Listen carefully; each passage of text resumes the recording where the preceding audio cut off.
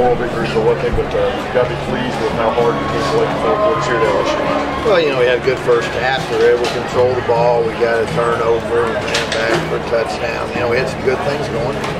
You know, they're a really good team, and they, you know, some of the matchups that we had, they're, you know, big and physical on offense. We just couldn't stop them running the ball and pushing in some tough spots. And they really turned the tempo up, and I think, you know, it kind of caught up with us a little bit there in the second half. And, you know, we just couldn't get the offense back on the field enough. The first half, we had the ball most of the first half, and they obviously had the majority of the second half. They're a good football team, and we're standing there. And I know as you approach every football game, you want to win the turnover battle, and you won the turnover battle here tonight, a couple of big interceptions. Yeah, we made some good plays. They just, you know, like I said, they just were on schedule on first down. The second half, they were just, you know, getting second shorts or getting first down after first down. You know, it's tough to get them, you know, on your third down, but I don't think we had very many. You know, we did some good things, but not enough. And, you know, we just talked about the team. We got to get a complete game. We got to build on this and the good things we did, and keep getting better at those things, and eliminate the mistakes, just like every week. And next week, jump back into the Southern Conference play road trip to Georgia Southern. Yep, we got a big Southern Conference game, and you know we got to find out, you know, from today, from tonight, build on it, and then get ready to go. That's a really big game, and we'll get pointing to that one as soon as we get started on it tomorrow. Well, thanks for your time here tonight. Proud of the effort, and I'm trying to grab Hank McLeod, our offensive player of the game. Anybody, Hunter? Who else I got? David, who's that one? And I'm gonna slide a little bit.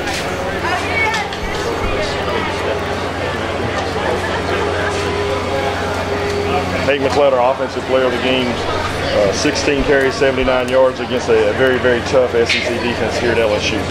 Yes, they're what we were expecting. I mean, they're 13th ranked team in the nation. They played hard. I mean, we stuck with them. We could play with anybody. Everybody played as a whole.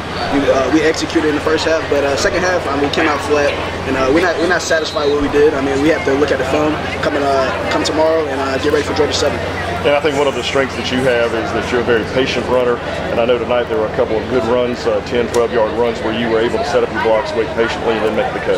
Yes, I couldn't do it without my line. I mean, the line, fullbacks, my receivers, they blocked excellent for me. I mean, they opened up gaping holes, and I was just patient, reading the defense, the defensive line, just reading my keys, making precise cuts, and I hit the hole.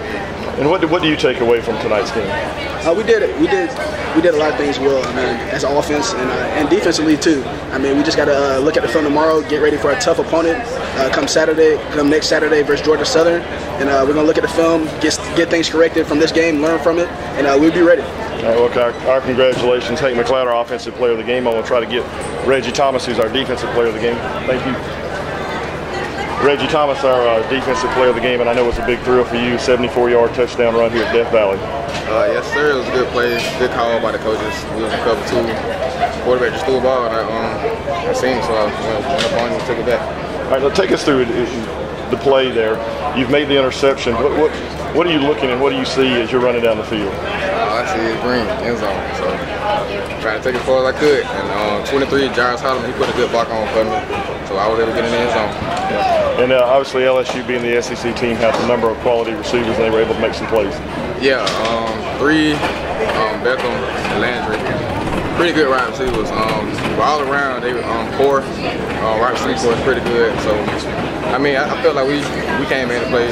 So, it is what it is. Yeah, and obviously battled hard here throughout the game. Reggie Thomas, our defensive player of the game, and our final special teams player of the game, Danny LaMontagne. I'm going to try to see if I can grab him real quick. Danny, our special teams player of the game, and a huge fumble recovery there on the punt. Yes, sir. You know, just running down, saw him bobble it, and just jumped on a ball about the size of a basketball on the ground. So just jumped on it. And then one of the things that I noticed on, especially in the replay, was the reaction. You saw the ball and you beat 2 LSU guys to the football. When you saw the football, obviously you want to go make the play, but how big a play do you think it was for tonight's game? I think it was a big momentum changer in the first half, and we got the ball down there near the 20. Should have punched it in before, but you know, can't look back. And it was a big play in the first half. And one of the things that you do, and I think that's overlooked, do the long snapper and the short snapper, all the placements and the punts, and perfect on those. How much of a pressure is it in a game like that, like tonight, being the long snapper with 90,000 people watching you do your job? I mean, you know, there could be 90,000 people in the stand, but he's still going to line up at 13 yards behind me, and I've done it 1,000 times in practice, so I don't really think about it. I just grab the ball and throw it back there.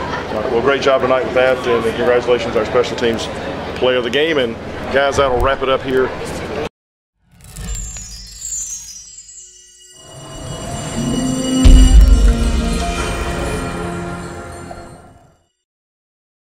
The Houston Texans have a late add to their injury report, and it's a stunner. Pro Bowl sack collector J.J. Watt has been listed as questionable with an illness. The reigning Defensive Player of the Year practiced all week, and as late as Friday, local reporters noted he seemed fine in the locker room. If he can't go, it would be the first missed game of his NFL career. Now, one of the most dialed-in writers to the Texans, John McClain, tweeted on Saturday that the illness is some sort of a virus. Now let's put all this in perspective. Watt is as close to a superhero as we have in the sports world. When he's not flipping 1,000-pound rubber tires and pulling off one-handed catches for HBO, he dresses up as Batman for sick kids in the hospital. Now that all said, he is on the NFL's injury report for Week 6, right there in black and white. Questionable. It's up to you whether you want to play the Texans defense at $4,800 against the Jaguars on Sunday. For FanDuel Insider, I'm Marissa Marcelino.